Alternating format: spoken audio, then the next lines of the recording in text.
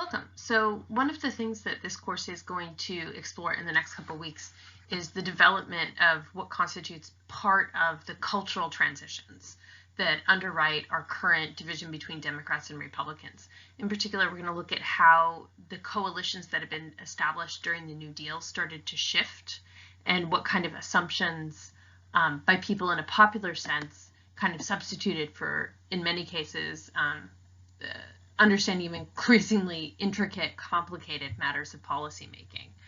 People found ways in the general public of understanding the gist or the ideals or the aims of politics that accommodated the fact that understanding the details of how politics and governance actually worked were getting increasingly complicated. So a lot of this story actually starts with Kennedy's assassination. So on November 22nd, 1963, Kennedy was riding in an open-air limousine in Dallas, Texas, when he was shot by a sniper. I chose not to show a photo from the actual assassination just because that seemed like it would be in poor taste without actually communicating something that you didn't know. So the assassination would later be assassinated by a self-appointed avenger, and all of this was witnessed on by the American public on television, live as it happened. The events were so bizarre that even a commission led by Chief Justice Earl Warren had trouble making any sense out of the evidence. Vice President Johnson was sworn into office on a waiting airplane that was carrying Kennedy's body back to Washington. Johnson retained most of Kennedy's team, pledging continuity with his predecessor. As a senator from Texas, Johnson had conformed to the desires of a moderately conservative electorate. But as president, things changed. He was far more liberal. One of his first acts was to usher in the Civil Rights Act of 1964. The Civil Rights Act of 1964 banned racial discrimination in most private facilities open to the public, theaters, restaurants, and hospitals. This kind of legislation hadn't been posed since the Reconstruction era. So while it had already been the case that government was technically not allowed to treat different citizens in different sorts of ways, government being manifest in schools or in funding or things like that. This was actually going further in that it said that private citizens, if their business was open to the public, couldn't do this. So it was still legal for private citizens who owned, for example, clubs could still discriminate. So there we're looking at country clubs, we're looking at gentlemen's clubs or whatever else that you want to call them. But it was illegal if you were open to anybody who paid for entrance. Those kinds of businesses, even if privately owned, couldn't be discriminatory anymore and still be consistent with the law. This also created the Equal Employment Opportunity Commission, which would have enormous repercussions, not only in terms of giving a legal pathway to complain about employment discrimination for African Americans and members of racial minorities, but also actually in an attempt to sink it, the legislation had been proposed to also include women who might have discrimination in employment. This has been kind of a joker amendment that nobody will vote for that and then we'll get rid of the whole thing. But in fact, people did vote for it, and so as a consequence, you start to have the first lawsuits by women who point to a lack of equal opportunity in the workplace. In fact, one of the first initial suits passed under the Equal Opportunity Employment Commission is by flight attendants who are trying to challenge the fact that they're automatically fired at age 32 for most airlines, and so as a form of sex discrimination. So there's kind of an interesting whole separate history there that we could follow.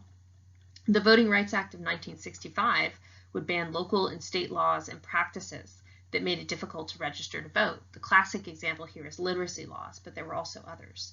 It also provided federal voting registrars in states where less than half of the eligible population was registered.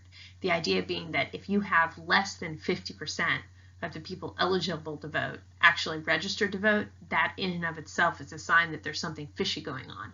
And so the federal government would send somebody to kind of increase your voter registration numbers, right?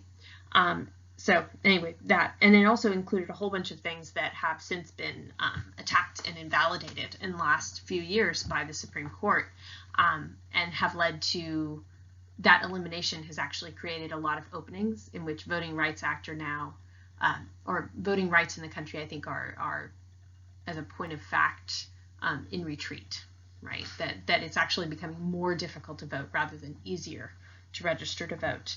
And that's becoming a real issue.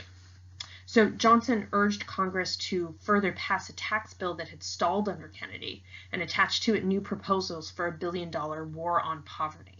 His administration's domestic goals were altogether deemed the Great Society. So these are two terms that you should know in addition: war on poverty and the Great Society. Okay, in a lot of ways, this photo illuminates kind of the thinking of the war on poverty. This is a photo from Kentucky when President Johnson, featured in the center next to the First Lady, were basically seeking out to get new information, new research to understand how poverty happened. What were the structural elements that put it in place? Here they're visiting a home that has many children and not much in the way of facilities in part of the Appalachia region, which is on the bottom right corner. The Appalachia region has consistently been one of the most difficult places to uproot poverty in the country. And we'll talk more about that coming up. But this is always one of those ones that, especially as elections loom on the horizon, you'll hear a lot about this region. This is a region that produces a lot of coal, for example, because economically it has remained consistently not integrated with the economies on either side. The thriving economies of Western Ohio or of Virginia or North Carolina, for some reason it just hasn't permeated through this region, and this has been the case for decades. So at this point, what I'd like you to do is go ahead and pause the video and then go to the discussion section of our webpage and answer 2 questions there about the war on poverty. I want you to look closely at the speech by Lyndon Johnson that's part of the packet and use that to answer those questions. So please go ahead and pause for a moment.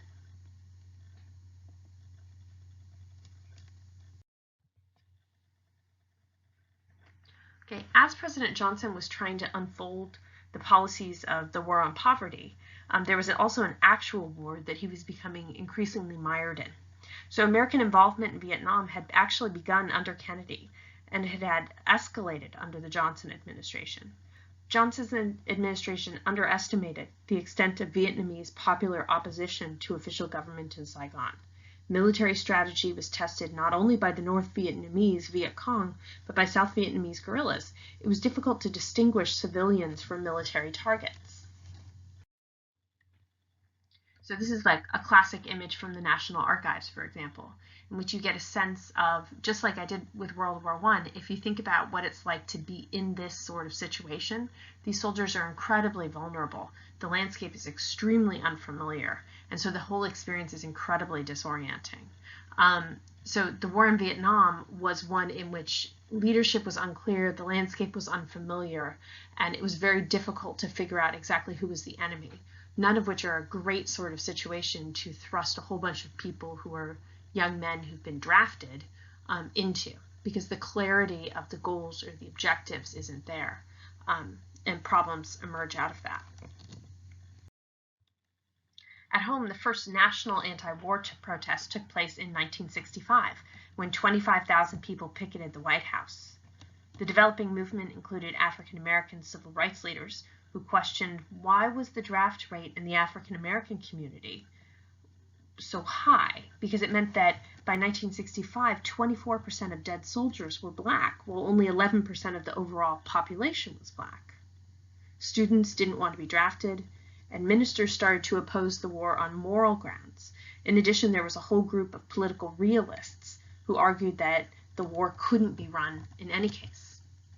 So in this photo, you actually have, particularly the war erodes the Great Society, trying to illuminate the tension between Lyndon Johnson's 2 political agendas, right? The Great Society, which was an agenda he chose, and the war in Vietnam, which is an agenda he essentially inherited.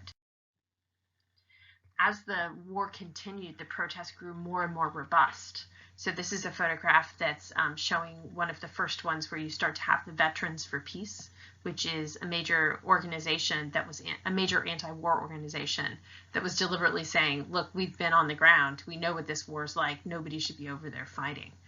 Just saying that the stakes or the attrition of fighting in these particular conditions wasn't worth the containment objectives during the Cold War.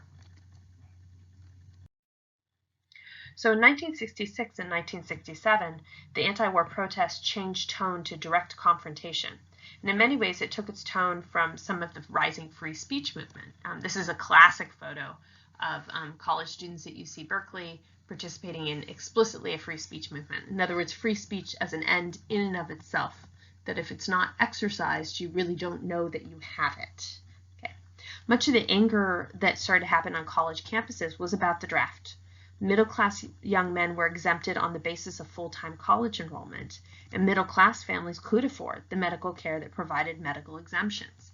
These were the young people who were on college campuses protesting the war simply because they were in a fairly protected position, right? As people exempted from the draft, they could actually express the fact that they weren't wild about the war overall.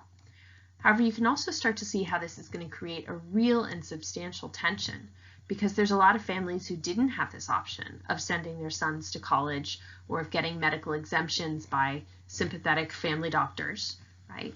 And those families were sending their sons to the draft to fight in the war.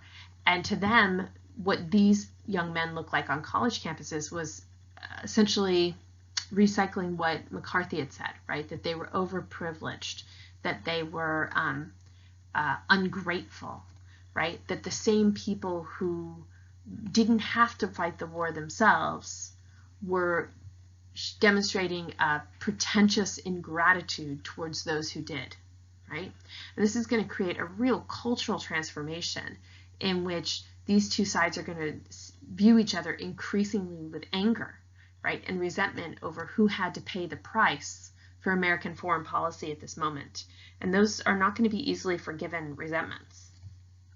Small town and working class people just didn't have access to the same exemptions, and the draft further undermined their New Deal era relationship to the Democratic Party. They started to look at the Democratic Party as one that both protected some of these outlying free speech people and at the same time was drafting their child, neither of which was particularly desirable to them.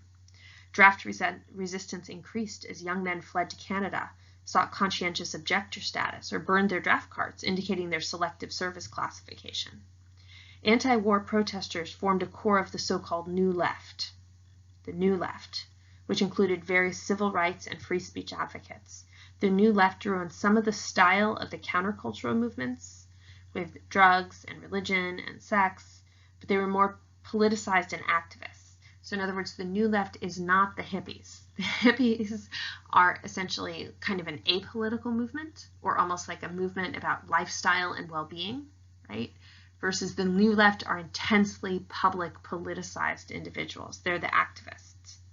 Okay, so all of this was happening against the backdrop of several urban riots and ensuing backlash against the civil rights movement, and then kind of an escalation that happened with the assassination of Martin Luther King in April 1968.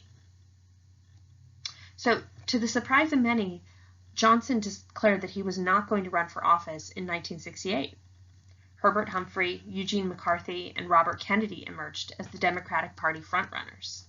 The former wanted to maintain U.S. troops in Vietnam, while the other two candidates sought to remove them.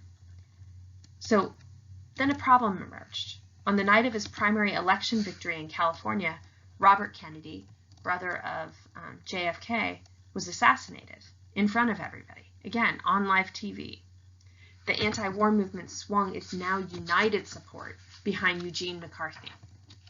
And some supporters attempted to break into the National Convention for the Democratic Party that took place in Chicago. And here we have a sense that, again, video camera or film cameras are on the ground and covering everything. So simultaneously in the same evenings, you have the Democratic National Convention on live TV, as was required by all of that earlier legislation saying about the equal sides kind of thing, that all political parties needed to be given an equal amount of TV coverage, right? So it was all captured live, what was happening there. And at the same time, you have these enormous protests happening outside of the Democratic National Convention. And you have exasperated police officers and the National Guard that just begins to club and shoot tear gas at everybody outside the building. All of this being streamed on TV simultaneously. With the Democratic Party looking like this, either arrogant and unaware of what's happening in the outside world, or arguably like a whole bunch of troublemakers who are, who are stirring up the police department, right? A lot of Americans were repulsed by both visions, right? So Nixon would win the Republican nomination and the election. And at the same time, going back to earlier readings, George Wallace would be a prominent third-party contender. George Wallace actually won 6 states. By the end of 1969, over half the men drafted in California refused to show up. Prosecutions for draft evasion hit their peak in 1972, and human rights violations, including the use of chemical weapons, led to increasing opposition to the war from religious leaders. Nixon would conclude U.S. involvement in Vietnam only in 1973, and he would do so under incredibly unfavorable terms.